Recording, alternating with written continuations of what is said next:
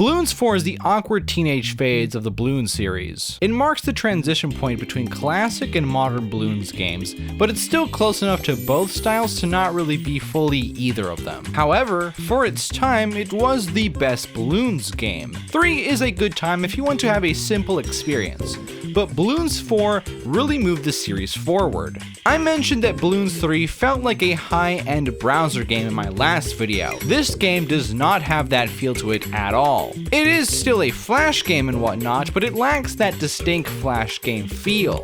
It's also the first game to change up the art style and use new assets.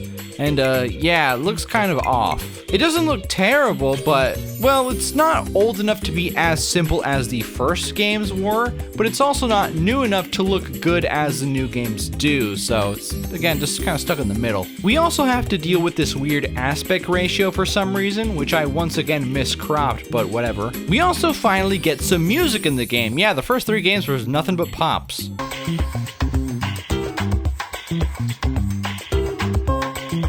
Hopefully you like it because there's just one song and it's not a very long loop. Well, the title screen is something. This will become a trend in Bloons games. Enjoy your Bloons 6 title screen while you still can, because it's gonna get a big ugly update whenever they make 7. It's cool to see that the mobile version got a tower that we didn't, and by cool I mean, why didn't they just add that to the game in the last update? Yeah, this game was updated. I know I said in the last video that Flash games didn't get updates, but this one did. Which is really strange because this game also has an expansion pack which is a totally different executable. Like if they could have updated the game, why not just put the content from the expansion pack into the game directly? Which, by the way, they did that. 2 of the towers here are from the expansion originally, so what's the point of the expansion if they could add new content to the game? Well, maybe they could add towers but not new tracks to the game for some reason, I don't know. Getting into the game itself though, we have 9 tracks, one of them being new. Wait, no, so they could add new tracks to the game, so what's the point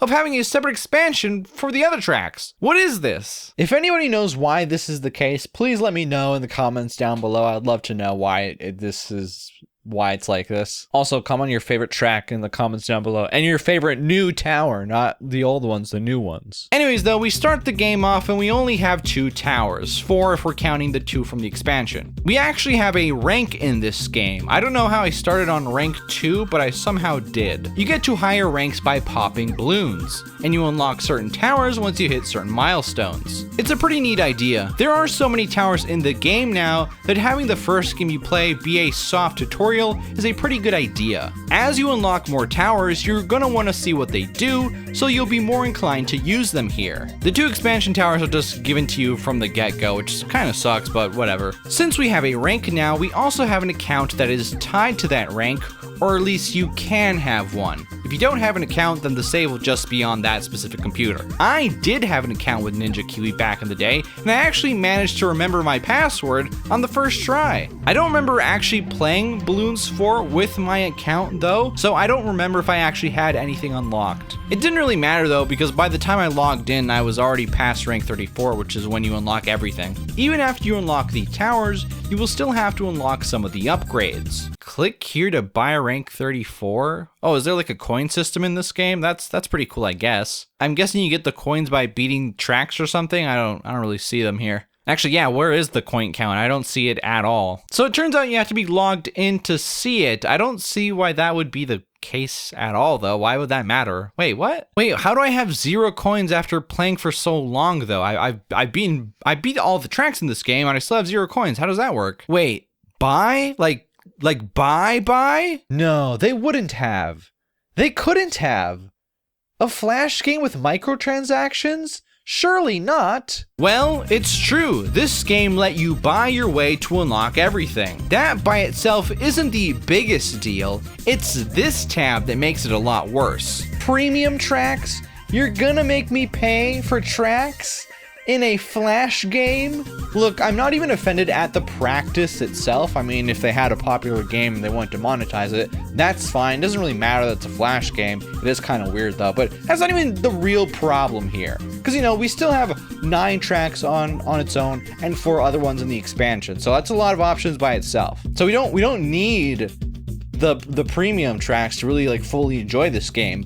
But why do they still cost money now, even after we're on BTD 6? Why are they still charging for this? That makes no sense. Come on. So yeah, I can't fully play this game. I'm pretty sure there's some hack out there somewhere that would unlock all this for me, but Bloons 4 is pretty old. I'm pretty sure it would take quite a while to actually find those things now, if they even are still out there. And also, I just don't feel like doing that. There's also bonuses that you could have bought, one of them being free. I didn't bother at all though, because it's just weird. I don't know. Moving on from that though, let's get into the new towers. First off, we have the Mortar Tower. You click on him and are able to place the reticle wherever, and he will constantly bomb that specific place. It's a pretty good tower since it's not affected by the camo balloons. You can change where it's firing pretty much at any time, and it doesn't matter where you place him. When it's fully upgraded, it's really good because of the consistent fire rate that it gets. It's just so fast. Speaking of upgrades, those have been simplified. In the last game, we had 2 sets of upgrades per tower. If you wanted the cannon to get its missile upgrade, you didn't have to bother with the bigger bombs upgrade.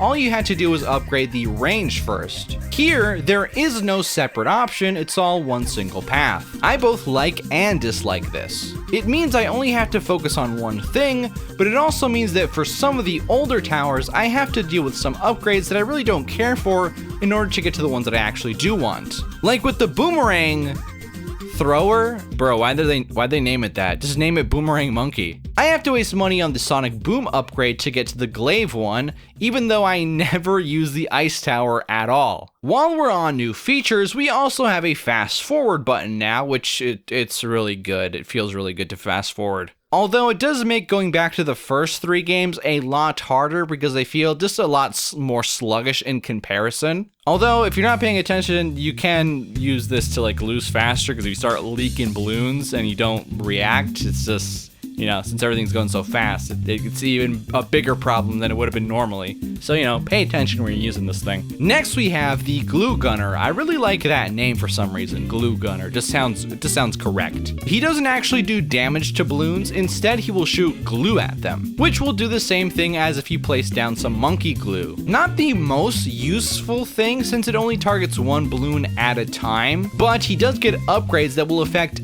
every layer of the balloon, not just the first one, and one that will start to actually pop the balloons over time. His final and best upgrade, one that makes his attacks affect up to 20 balloons per shot. This one is crazy good. Slowing the balloons down, doing damage over time, it's just really good, and the fact that it hits a large group of them is just perfect. Really good for some of those harder and shorter tracks in the game. Definitely like top tier upgrades, this one is in my opinion. The corrosive upgrade will actually affect lead balloons as well, so in theory, you could just use this guy to take those out instead of actually using a cannon. It's important to note that the ceramic balloons will not be slowed down by the glue. They will still take damage from the corrosive upgrade, but they have a lot of health. It doesn't really affect them basically at all until you break the ceramic layer of the balloon. So don't just rely on this tower because, you know, you're gonna need something for the ceramics. For every other normal balloon though, this guy has got you covered in glue. The Monkey Ace is an airplane that will fly around in a figure 8 and will constantly shoot out darts. On its own, it doesn't seem to be that impressive, but looking at its pop count, it's usually doing a lot more than what it seems like. He gets a pineapple dropping upgrade early on, which is pretty useful. He can hit camo balloons without any upgrade since he's just shooting darts out whenever, but he also gets an upgrade that lets nearby towers also be able to target them. I could be wrong, but I think that nearby just means that they're nearby the flight pattern, not specifically the plane itself. Fully upgrading this thing has him shooting out a lot more darts and dropping a lot more pineapples. If you get more than just one of these guys at a time, bro, big damage. Now, actually getting to that upgrade though, it's a bit pricey. It's only 500 bucks off of a Super Monkey. However, if you're dealing with one of the more spread out tracks, it's definitely going to help a lot. Next, we have the Monkey Buccaneer. This dude can only be placed in water, which means that he's not going to be available at all for some tracks, but he is still pretty good. He starts off just okay, shooting one big dart, but his grape shot upgrade helps a lot with that. He also has an upgrade that lets surrounding towers detect camo balloons. Where he really shines though is in his final upgrade, which just increases the fire rate like nothing else. Until that point though, he's just kind of an okay tower, and since he is limited to the water, there are better options out there. But if you do manage to get one or even two of these guys down, they can do massive damage to oncoming balloons. The Monkey Apprentice is one that I can never remember what he does. By the time I usually place him down, I have a whole bunch of money already and I just buy all the upgrades from the get-go. So I actually had to stop myself and read what he actually does for the review. He starts off basically just as a dart monkey with piercing darts, not too special, but with each upgrade he gets new spells that he will use at random, like a fireball which will pop lead balloons, a tornado that will push back balloons away from the exit, and that's it. This tower is more of a support tower. You don't place him down so he can pop a whole bunch of stuff. You place him down so you can push the balloons back further and give more time to the other towers to actually do the popping. Though his last upgrade has the tornado actually doing damage as well, so there is that.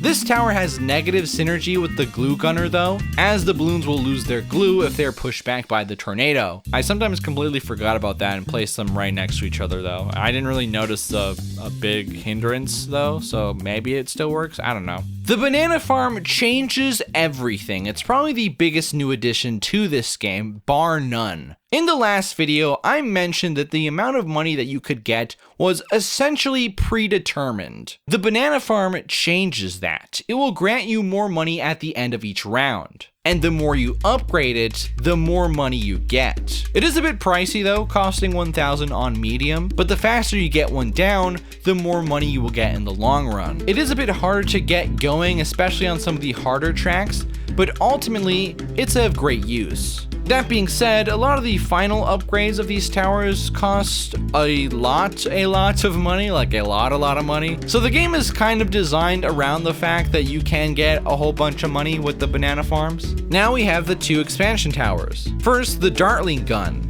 Yeah, Dartling Gun, not Gunner. Is that weird? Is he Gunner in the rest of the games? I think he is. He will fire wherever you point your mouse. It's a pretty neat yet simple idea. It starts off by being pretty inaccurate, but you can fix that with upgrades. The second to last upgrade has him shooting a bunch of darts pretty much at the same rate as a super monkey, I think. It's about the same. The last one turns it into a laser cannon. I don't think I ever used that one though. It was a bit too expensive to use, and this tower in general is a bit too expensive to use at all, really. I mostly played on medium, and really on medium it's just rarely worth getting him, I would say. It wasn't good enough to justify the amount of money he costs. It's not bad, but there are better towers. Finally, we have the Spike Factory, a tower that will slowly shoot out road spikes on the track. You can upgrade it to where you can even pop lead balloons with these things, which is pretty cool. It seems mostly to be like a gimmicky tower, but it is very useful, especially if you place it at the end of the track so it has enough time to build up a pile of spikes.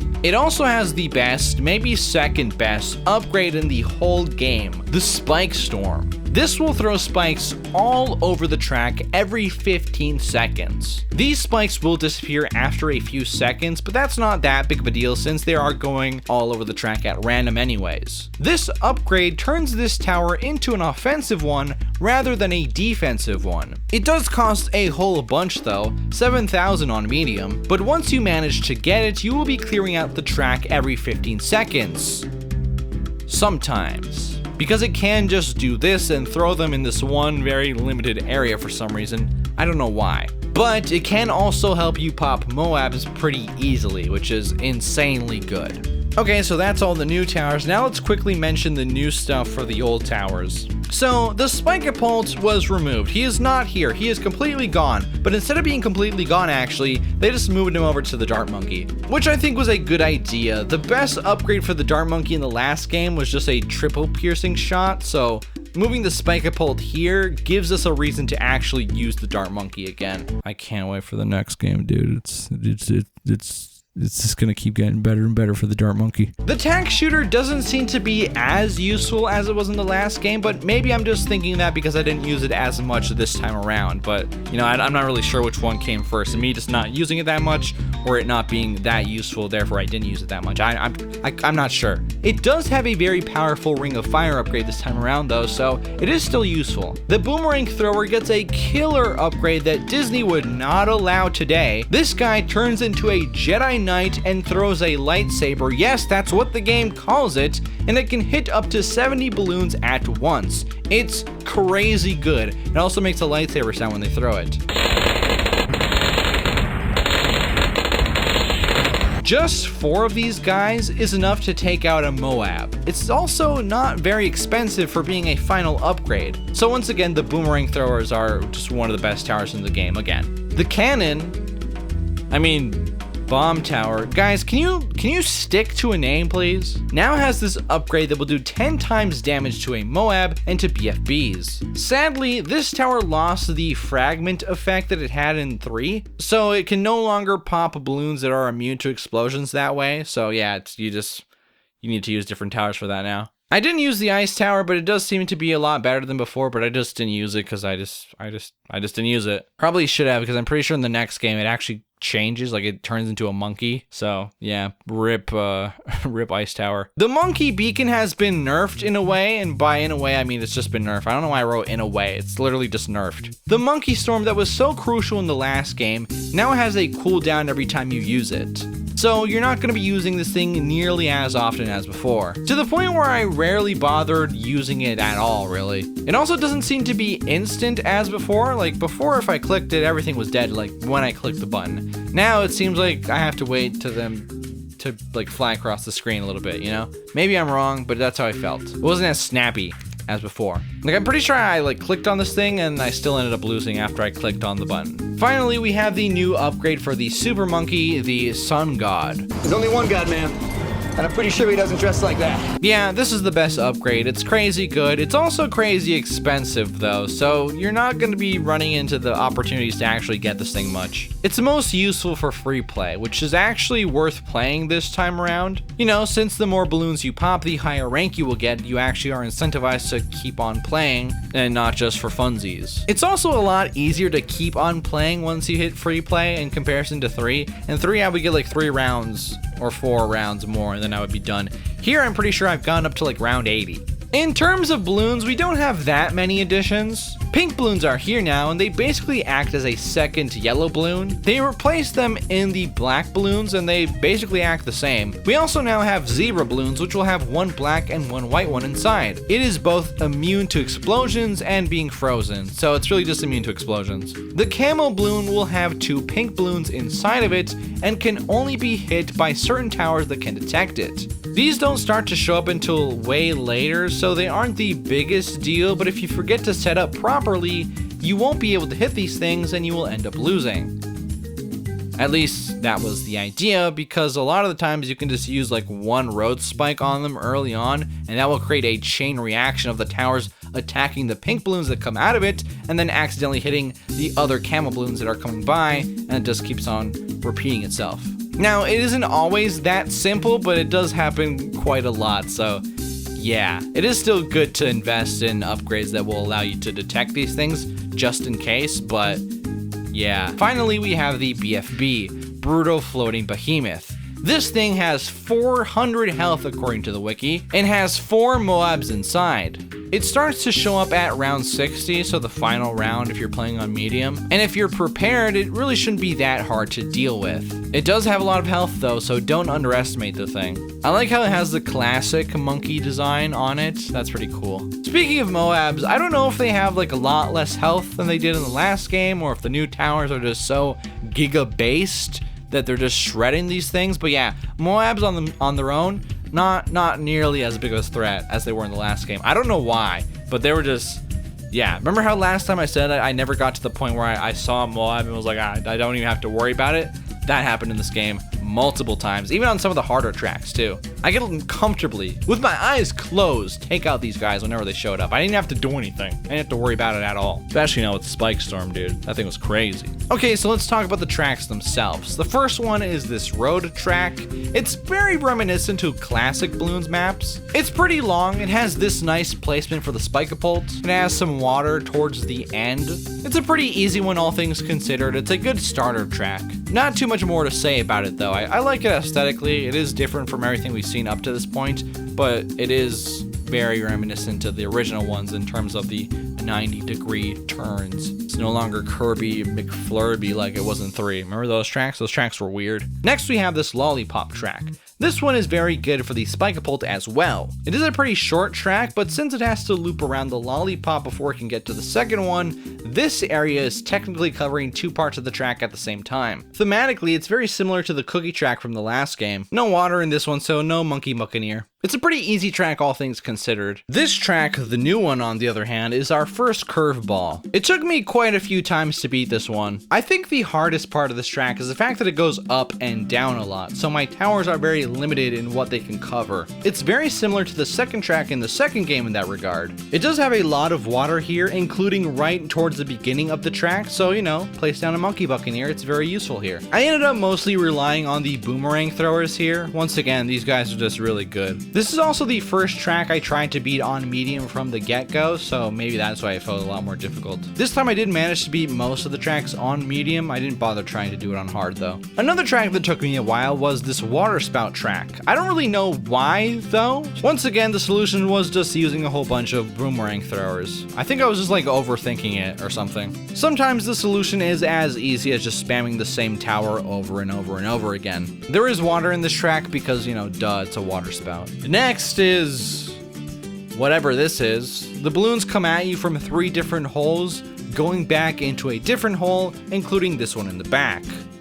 I mean, there really is no way to keep track which balloons will end up where at a certain point. So the best way to handle this track is to just focus on the middle, since every balloon will have to pass through this part at some point. This one I managed to beat on my very first try, funnily enough, but I did do it on easy. Still though, I think I got pretty lucky. It does seem like one of those tracks that would be a lot more difficult, but yeah, first try. I think the Monkey Ace helped a lot here. I managed to get 3 of them fully upgraded, and they were also flying in sync, which was pretty cool. I didn't even mean to try to do that. It just kind of happened. Pretty good track. Shame there's no water. That would have been pretty useful. This planet track reminds me of the circuit board one from 3, but a lot less complex. I like how the water here is actual water that we can use to place the Monkey Buccaneer in. Since it's so short, it can be a bit harder than the last one, but nothing terrible. But I did have to do it several times. Just had to get the right towers down in the right placements. This was one of the times I actually used the Monkey Storm. The DNA track is actually a lot easier than I thought it would be. These cross points are really good for tack shooters because they will hit balloons coming up and going down at the same time, and you can also place 4 of them on these cross points like this. This is pretty cool. I like this. You also have 2 blue blood cells where you can place Monkey Buccaneers, and here they will cover most of the track actually, so they're really good here. Yeah, not that hard of a track. I thought it'd be harder, but yeah, I think I beat it my first try. This next track though was the hardest for me, at least the one I spend the most time on, because I was determined to beat this thing on medium. It doesn't seem like much, but there's actually 3 different tracks on this path here. It's a pretty short track. Individual towers are going to have a harder time dealing with the amount of balloons that come by them now. I tried a whole lot of different things before I ended up looking up a strategy, and even then I still had to do it many more times after that. The glue gunners are very useful, and this is where I discovered how good the max upgrade for the Spike Factory was. Even when I had the correct setup, I would sometimes still end up losing, and I would have to do the thing all over again from the start. Right? Wrong. This is where the save feature comes in, a feature that I wasn't using up until this point in the game. I assumed that it worked like an extended pause, so I could save the game, close the program, and then come back to it later, reload the save, but that the save would then be done away with after I loaded it up. But no, it's just a save state. So this game's just a lot easier than 3 just because of that. There really is no reason not to use this thing at all, and I really wish I would have noticed this way before. I wouldn't have had to spend so much time redoing some of these tracks, especially this one. I probably should have switched to easy, but you know, I was a man on a mission to beat this thing on medium. I don't really know if it was worth it though. Because of that, the last track I just did on easy. I did not care to even try to do this on medium. I just wanted to get get it done and over with. It is a pretty interesting idea though, starting off at one point and then splitting off into 4 different directions. As long as you focus on this area here, you shouldn't have that much of a problem. Once again, glaive monkeys go hard here, and also the spike factory. And the monkey buccaneer, you can't forget about those guys. There's 2 little puddles of water here, finally. Now onto the expansion. The first track is this spiral track. Not too hard of a track, though it can get a bit hairy because of how short it is. Is this short? This is kind of short, right? I don't know. I think I called most of these tracks short. Maybe just the first one is long. Like extra long. The other ones are just normal. I don't know. Tax shooters and glaive monkeys are really good here in this area because of how curvy and turny it is. We also have access to water near the spiral, so it all just kind of falls together nicely. It wasn't that hard to beat. And by not that hard to beat, I mean I beat it on medium my first try with like little to no effort at all. Next one, on the other hand, is a bit harder. Aesthetically, it's pretty gross. I do not like the idea of placing monkeys around pipes. It just feels very wrong. It also has these places where the balloons will take shortcuts, and this will happen at random. This also means it has 2 exits. There's not a lot of space to place the towers. It's kind of similar to the blue stage from the 3rd game. I got a pretty good setup because of the Jedi here, but I still managed to lose on the last freaking round. I am not doing that again, whatever. Oh wait, I don't have to restart from the beginning because I have the save. Yeah, almost forgot about that. Let's just reload it. Never mind, the resume button just doesn't work. Here, get this. I loaded up the original game and hit resume, and guess what I got? The save from that game, but since the maps are different, it sent me to this map, but I still have the same loadout and the same round number and everything. So yeah, that's weird. I don't know why I can't resume if this is just like a glitch on my end or if this was just like always a problem with the expansion. I have no idea. Yet another reason why the expansion was just a bad idea. I did end up replaying that track though, just because I felt kind of obligated to do so. The temple track is pretty interesting. The balloons will have to climb up the stairs, go around the head, and then climb down the stairs on the other side. It's not too small of a track, but there isn't a whole lot of space to work with. Again, boomerang throwers are just really good here. This track also has an Easter egg. You need to have 3,000 bucks and at least 40 towers on the field, and then you will get a prompt asking you if you want to sacrifice those things. And if you press yes, the temple will activate and will start to shoot at balloons for you. I did not bother because I was just burnt out and I didn't want to try to get 3,000 bucks for this. It's insane. No thanks. I don't want to try. It also sadly doesn't work on the sandbox mode, but I mean, I guess that makes sense. I would have tried if I could have saved the game, but you know, that just doesn't work, so no thank you. The last track is pretty neat, I guess. There's 3 different entrances and 3 different exits. There isn't a whole lot of room to place the towers in a good position where they can hit the balloons effectively. At this point, I wasn't having it anymore, so I decided to do this track on deflation mode, which I think is only in the expansion. The game will give you 5,000 bucks, it will start you on round 20, but you cannot earn any more money. I did it like this just because I was burnt out and I wanted to finish it. It was mostly this track's fault, but also my fault because I didn't know you could save. It was cool to try to figure out what towers to bring and where to place them. I ended up using a more minimalist setup. I say that in air quotes because, you know, I ended up using most of my money, but, you know, there's not a whole lot of towers down. Though I did try a lot of different methods before I got to this one. Sadly though, beating the track on this mode literally counts for nothing. I got to around 60 and the game just kept on going like nothing had happened. No pop-up, no nothing. And then after I lost, there was no medal. So yeah, whatever. Fuck it. I don't care at this point. So thank you all for watching. Hope you all enjoyed. The next video, if this video performs at least as well as the last video, then yeah, I'll just go ahead and do BTD 5 as well. I'll probably hold off on 6 though. I am trying to do videos like in a series, like not just do one of the games in the series and then like wait a year to do the next one like I kind of have been doing. But you know, in order to do series like that, they kind of have to be smaller videos, easier videos to make. So yeah, so it's obviously not going to be the case for everything, but I am going to try to do that more frequently, or at least have like alternating series, you know, like in between this video and the first video was a Pokemon video. I'm not going to do like another Pokemon video, but it would be kind of like that. I actually might do another Pokemon video. I'm planning on reviewing the game in its entirety. So yeah, I look forward to that. Also, Pokemon ZA has got me into a Pokemon mood, so I should probably resume the the Gen 1 review project. I stopped because my game broke. The save got lost, and then I restarted, and then that got lost as well because I was stupid. I should have that done by next year, hopefully before then, but probably by next year, hopefully pretty close to the 30th anniversary, because that's coming up. I hope we get something cool for it. Hopefully we get the games on Switch 1 and 2. Who knows? But anyways, thank you all for watching. Hope you all enjoyed. I'm now blurry because I'm all the way here in the back and not in the focus range. But whatever. Who cares? Peace out. Angry Canadian, you watching this? Probably not. Peace out.